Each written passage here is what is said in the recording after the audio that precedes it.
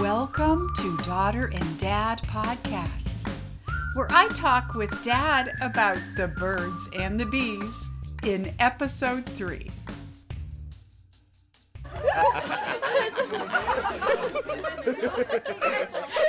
I had the most terrible night's sleep last night. Oh no, me too. Yeah. All night long, I was trying to round off infinity. Okay, Dad, that's a great one-liner. Well, I was talking to my brother Ed yesterday, and he told me that he just started doing Botox. No Only one of us could way! keep a straight face.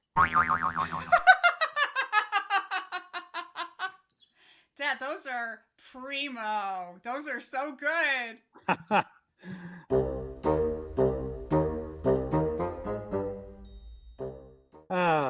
Well, how you doing? I'm doing great. Now, I did not get a good night's sleep either, and this is not a joke. We adopted a new puppy, and that dog is keeping me up all night. Django is his name, Jengo. And he came with that name and already responded to it, so we're keeping the name. He is part blue tick coonhound and all annoying. Last night, it wasn't him that created the problem. It was my two African gray parrots, Ramses and Maisie. Ramses hates Django and is scared of him. But Maisie loves him and wants to be friends. And Maisie, being the female, is the smarter of the two parrots. And she has learned his name already. So at 2 a.m., Django was fast asleep on his cute doggy bed. And Maisie starts saying, in my voice, because she is a perfect mimic, Django, Django, Django. And the dog got up and started barking and looking for me and running around the house. And the bird would not shut up for a couple of hours. So it was pretty crazy.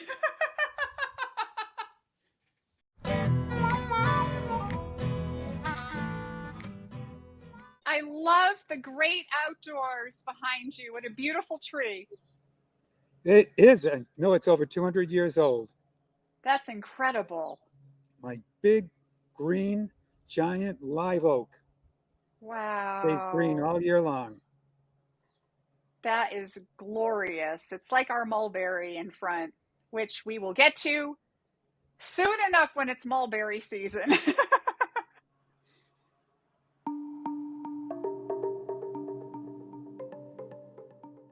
I am waiting for Dad to reappear. We're having some camera issues today. A fox ran across his back fence and he tried to snap a picture of it, then his phone froze. I'm blaming the fox. He's also been practicing his one-liners.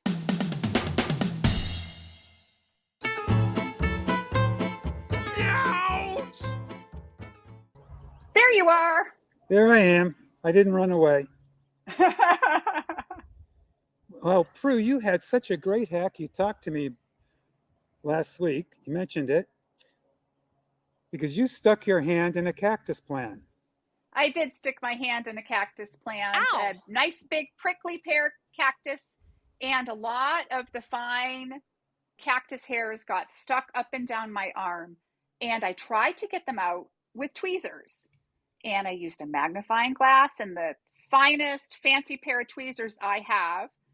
And I couldn't get them nearly close to all. There must have been 200 of those cactus spines in my arm. So I got a big piece of duct tape and I stuck it right to my arm and I ripped it off. And it kind of hurt ripping it off, but it took almost every single spine off. I did that a few times and my hand was clear.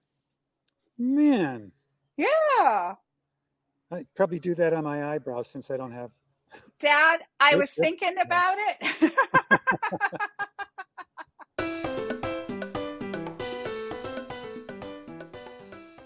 Well, how many Shishito peppers did you buy yesterday?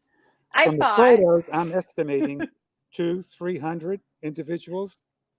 I don't know how many come per bag, but there's probably, 40 per bag, maybe 30, 40, maybe 50 per bag. I bought 4 bags and I ate an entire bag by myself yesterday with hummus for lunch. I had Shishitos last night to go with my dinner. Oh, aren't they so good? I charred them the perfect black. They were so good. You get a spicy one. I did. I got a couple of spicy ones in that batch. Yeah, they say 1 out of 10 will be spicy. I looked it up online and they said it depends upon the capuchin in the soil as to how many you'll get. So that's why they say you don't get too many, but you will get some. But they do have a nice, nice taste.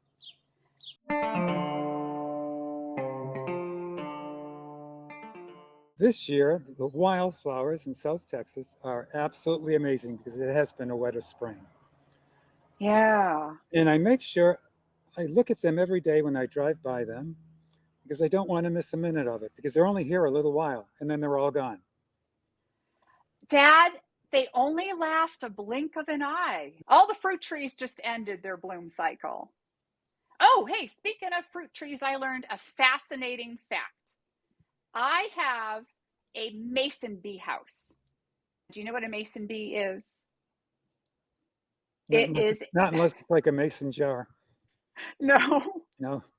they're native bees to North America and different kinds in Texas and New Mexico. And they're little black bees and they're solitary bees. They do not live in a colony. And they will burrow into a hole that perhaps a beetle has dug out or an empty plant stalk. And they will lay their eggs in there at the first part of the spring, the females do. And then the next spring, those bees come out. So these bees only live 4 weeks, and their whole job is gathering enough pollen to store in these tubes with their eggs so that they can reproduce for the next spring. But they are the best pollinators in our area, bar none. Now, your average adult fruit tree requires about 10,000 honeybee visits to pollinate. But it only requires 6 mason bees. Whoa. I know. Isn't that nuts? They are the best pollinators. So I got a mason bee house. I actually got it at a thrift store, but you can buy them online. Looks like a little cute alpine cabin, and it has all these little tubes. And already there's about 3 dozen mason bees filling those tubes. Did the bees discover that or did you buy mason bees? Oh, no, they just discovered it. We have here in New Mexico, and I'm sure it's the same as Texas, we have over 1,100 different species of native bees, all different kinds of bees. So you can make your yard a habitat for all of these natural pollinators, and it just helps our ecosystem in incredible ways. One of the biggest things I've done is grown a lot of native and drought friendly, drought tolerant plants. The ones that the bees like the absolute best is cat mint. Not catnip, but cat mint. It's part of the mint family. And cats do like it, but it grows these beautiful 10-inch high bushy plants with purple flowers. And those purple flowers, they keep regenerating all spring and summer long, late until November here. And they are one of the earliest flowers out. So right now, if you go in my backyard to the cat mint, they are all loaded with so many different kinds of bees.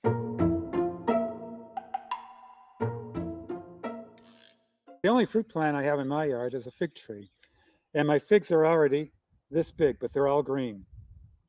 Yeah. So I And should have ripe figs around the middle or the end of June. you know what pollinates fig trees, don't you? This tree doesn't have flowers. They just grow right into figs. There's no pollination needed. There is pollination needed. And what happens is what creates a fig is a wasp bores itself into that growing fig and becomes part of the fig. Well, I did Yeah. not know that. Yeah. So When I you've bite got in, I'll look wasps out for that my are, wasp. yeah, well, you're eating the wasp.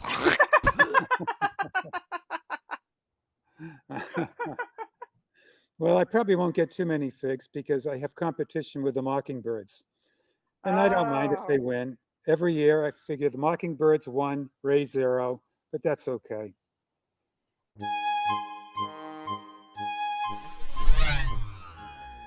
Well, what's going on there today in Albuquerque? Well, today in Albuquerque, I am going to go into the beehives and I am going to do what's called a split.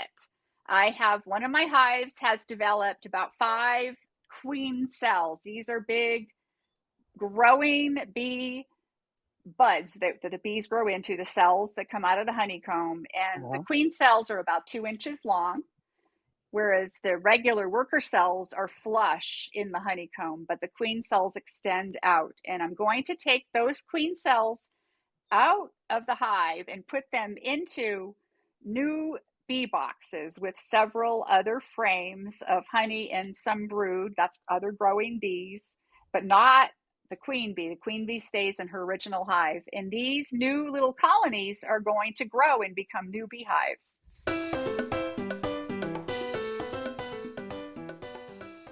Well, it's a really big week in San Antonio next week. It's Fiesta week. And, Oh, your fiesta's and coming up! all week long on the 28th, they close the schools. The town about shuts down because they have a 3 hour and a half parade downtown. And it is an Wow. amazing parade. It just goes on and on with mariachis, high school bands, college bands, floats made of roses and all kinds of carnations and flowers. It's just an Wow. amazing parade. They actually name a king of the fiesta, and the king's Yeah. title is El Reo Feo, El Reo Feo. the ugly king. The ugly king, exactly. Wow. Are you in the running? No, I had to pass on that one. My self-image wouldn't allow me. Yeah. Plus, I don't drink tequila.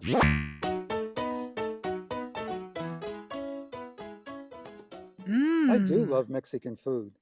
I think it's What is because your it's so close to Italian food, all the tomatoes and the beans and the everything cheese? else. That's how I grew up. So what is your favorite Mexican dish? Well, if I had a favorite Mexican dish, if I went out, there'll be fish tacos. Oh, I love yeah. fish tacos.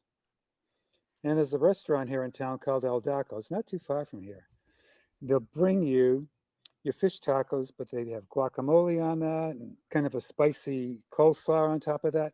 Then you have to ask them to make the guacamole at the table, where they take an entire, Oh, a large avocado, smash it up, and they'll mix in onions and tomatoes and hot peppers. It just tastes so good. And you look at those wow. chips that they bring with it and you think, I shouldn't have the chips, but as grandma would say, it's a special occasion. Dad, every day's a special occasion around here. So you eat them and you feel guilty and go to the gym the next day. That's right. And it's delicious in the moment. That It's just sounds delicious in the moment, so right? good. That sounds so good. You got it. You got it. Yeah. My very favorite Mexican dish is huevos rancheros, which Ah, ah, I love that. If you go out for breakfast, you get a couple of eggs over easy, smothered in New Mexican red and green chili. Christmas, when they ask you red or green, I always say Christmas, which means both. And it's on corn tortillas with borracho beans and usually potatoes here. We don't do the rice here in New Mexico. It's almost always potatoes on the side. It's so good. And I always ask for extra cilantro on extra top. cilantro. I like cilantro. I And do too. I know some people, they taste like soap to them. I think mom was like that. she did not like it, did not care for it. Not at Yeah, all. But I like it. And I also know that it gets rid of any kind of bacteria too that's in the food. it does. It does. And I've read that it gets rid of intestinal parasites as well. So bring it on. Yeah. Get rid of those little suckers, right? Exactly. Yeah. Well, Prue, do you think this is a wrap?